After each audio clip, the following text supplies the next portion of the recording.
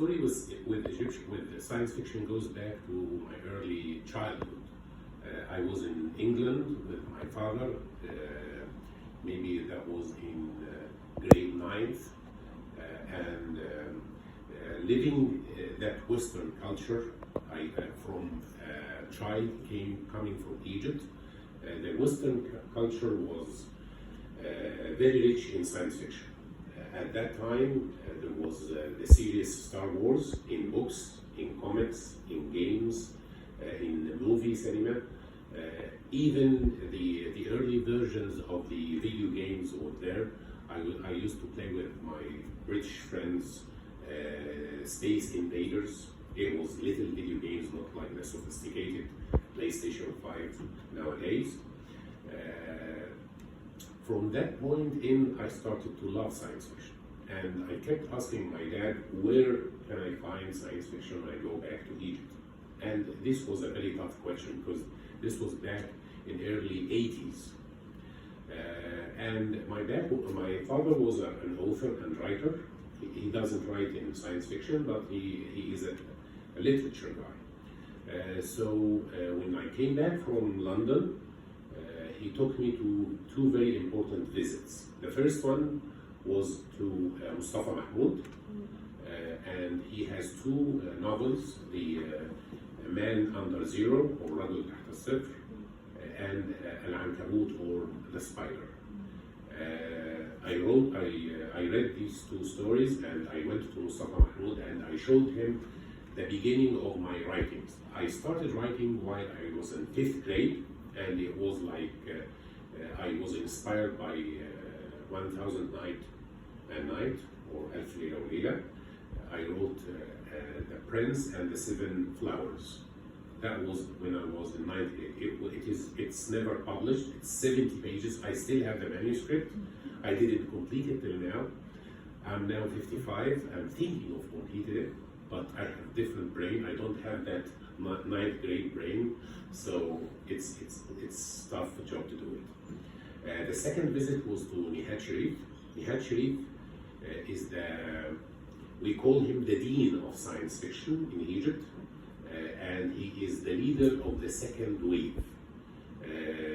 In my book, or in our book, we wrote a chapter about the evolution of the Egyptian science fiction, and we managed to plot the Egyptian science fiction into 4 waves. I will talk about that later, but my visit to Nihat Sharif was very enriching because this man was he's the most dedicated man to science fiction I have ever seen. He is an Egyptian. He's living in a culture that is not friendly to science fiction. The Egyptian culture is not friendly to science fiction. It's very hard to attract audience to science fiction in Egypt. They have false ideas about science fiction. It's all about science, and many Egyptians have complex and phobias about science since they were studying early in school. Because the way of teaching science in our school is very scripted and very straightforward way of memorizing things, not understanding things. And then when I came back and met those two guys, I had the dream inside me until I finished my medical school. I went to the United States to finish my doctorate degree or PhD degree. At that time, I met Professor Herbert Kaufman. Professor Herbert Kaufman, he is one of the most eminent figures in cornea surgery, and he is a university professor and a researcher, a talented researcher, and he has a team of researchers.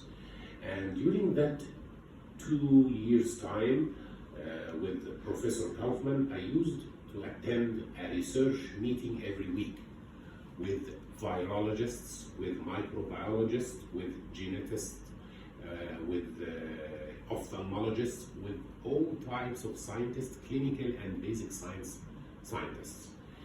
And everyone was having an idea about how to treat a certain virus called herpes virus. Herpes virus is a true virus, it's there, and it infects our eyes.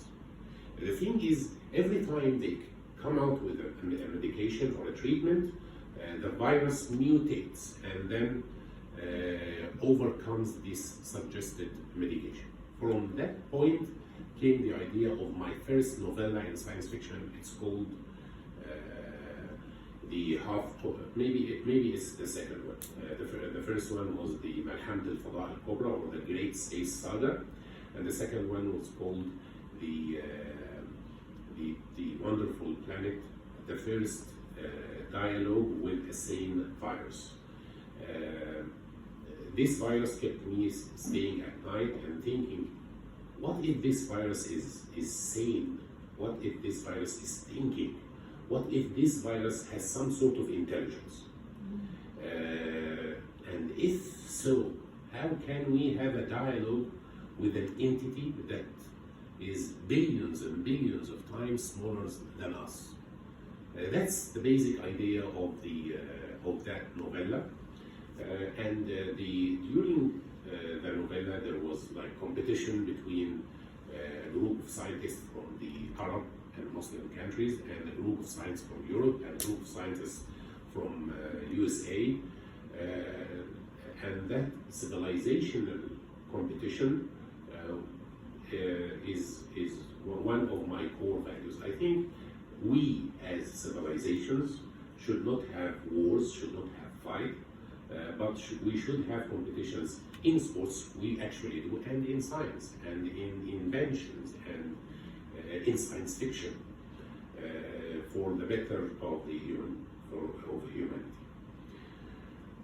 At that time, I wrote 3 novellas: the Great Space Saga, and The Wonderful Planet, and America 2030. And in the 3rd novella, I expected, or I predicted, that America is going to be ruled by a dictator, and this dictator will rule America by 2030, and this dictator is going to use the tremendous power of America to overcome the whole world. And the world is going to aggregate in groups of countries that are going to try to resist that dictatorship. When I came back, I was very busy with my practice and my university career, and then came 2011. At 2011, there was a different spirit in the air. I have many friends in literature, and I have many friends in university, and I have many friends in the American universities, which it happens that I teach management and people management. These 3 pools of connections inspired me for 3 initiatives. The first initiative with writers, when I met Dr. Imad and many others, Mohammed Najib Matar, Ahmed al-Mahdi, Ammar al-Masri, Al-Ikhwa Abdurrahim, or the Abdurrahim brothers, Mahmoud Abdurrahim and Wael Abdurrahim, Qadriya Saeed, Khalid Gouda, and many others. We have now more than maybe 150 authors, critiques that participated in the activities of the ESSF, the Egyptian Society for Science Fiction. We thought of developing or establishing the Egyptian Society for Science Fiction, and we thought, what can we do? We are not politicians.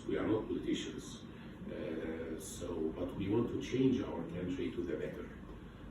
So in that revolution, we thought of having a cultural revolution, or I called it in our book the civilizational tsunami, because we believe that we are in the down steps of the human civilization.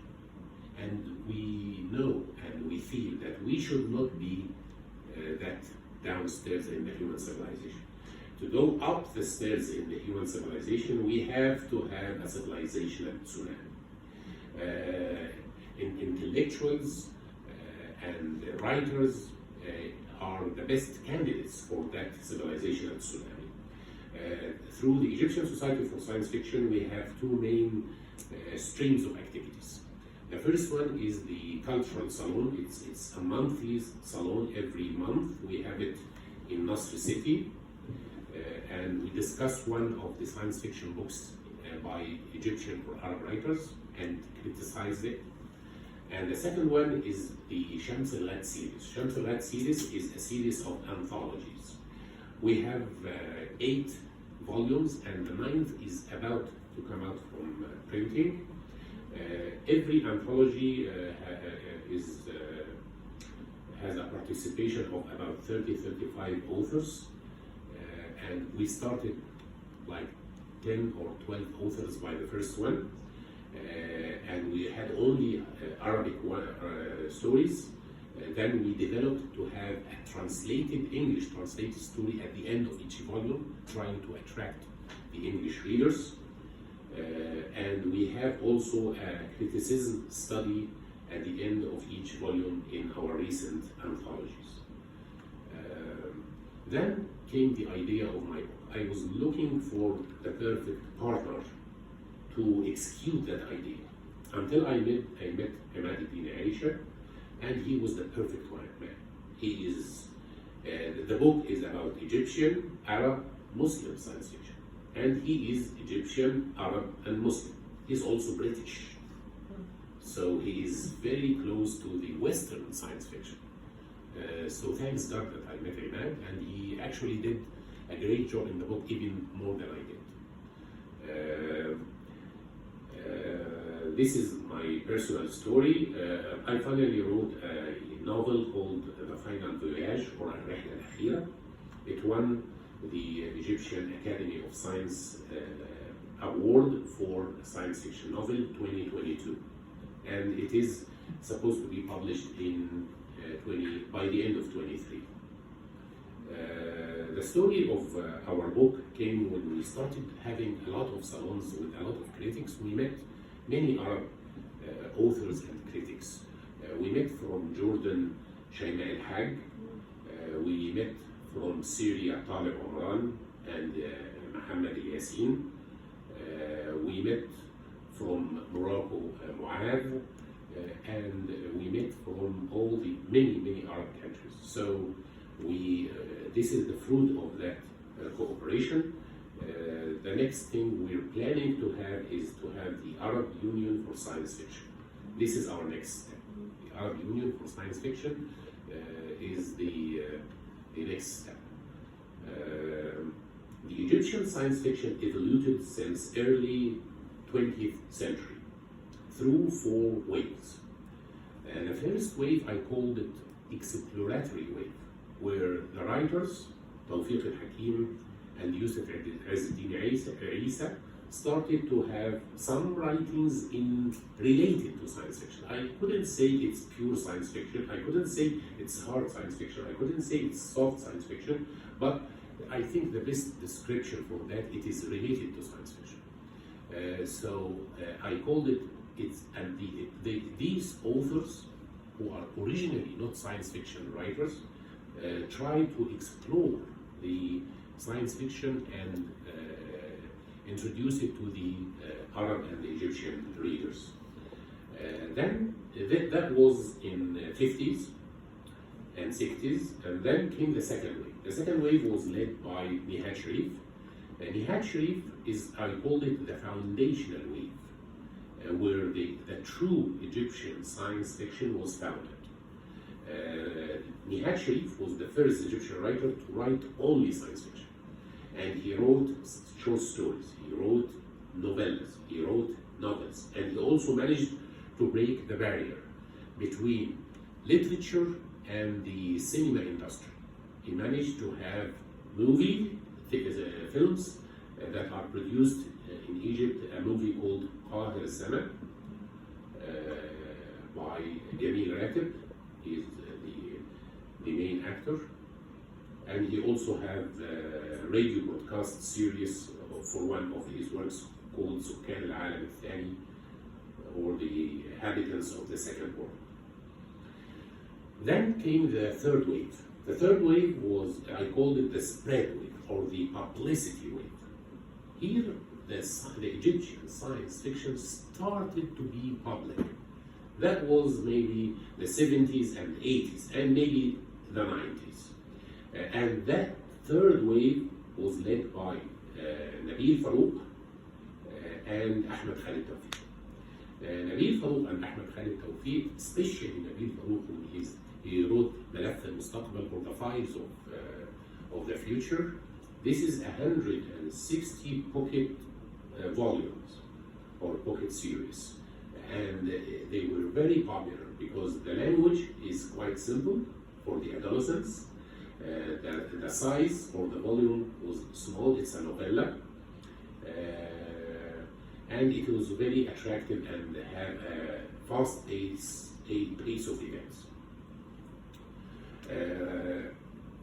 By the year 2012, and with the establishment of the ESSF, we claim that we're trying to have the fourth wave. The first wave is the exploratory wave, the second wave is the foundational wave, the third wave is the spreading wave. What after exploring, founding, and spreading?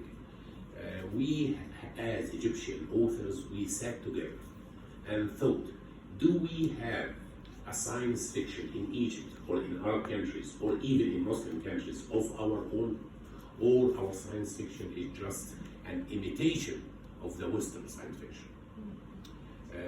That was a tough question, because when we went back to the most of the writings, we found a high degree of imitation. The same ideas are reproduced again and again and again.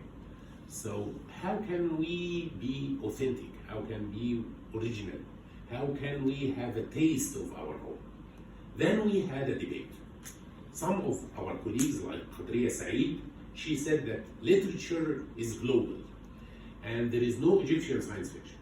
Literature is, and I disagreed with her. I told her that there is a Russian literature, there is a Chinese science fiction led by Cixin Liu. Cixin Liu has a great momentum on the Chinese science fiction, and most of the world sci-fi readers read the novels of Cixin Liu. So in Egypt, I think we should try to have our own taste of science fiction. So the second question was, what would that taste be?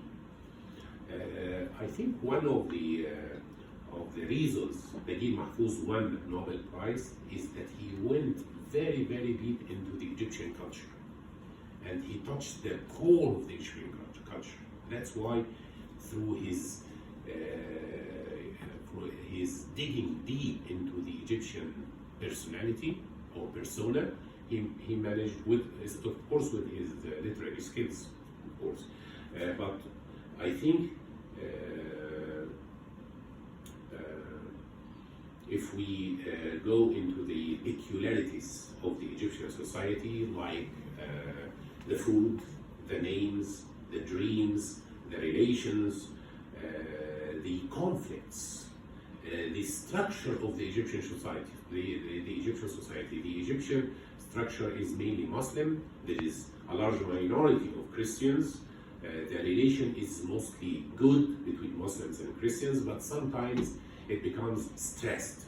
So why don't we study this pattern of stress and patterns of goodness and that relationship between the Muslim and Christian dialogue? So we started that wave. We called it the authenticity wave, or the identity wave. This is another name for the wave. The wave is not finished yet. We're working on it. I don't know if we are at the pinnacle of that wave, or at the beginning of that wave, or at the end of that wave. And I don't know if this is the final wave, or there will be a fifth or sixth wave. I think when we have our own identity, there will be further waves. Okay, that's all I have to say. Thank you very much.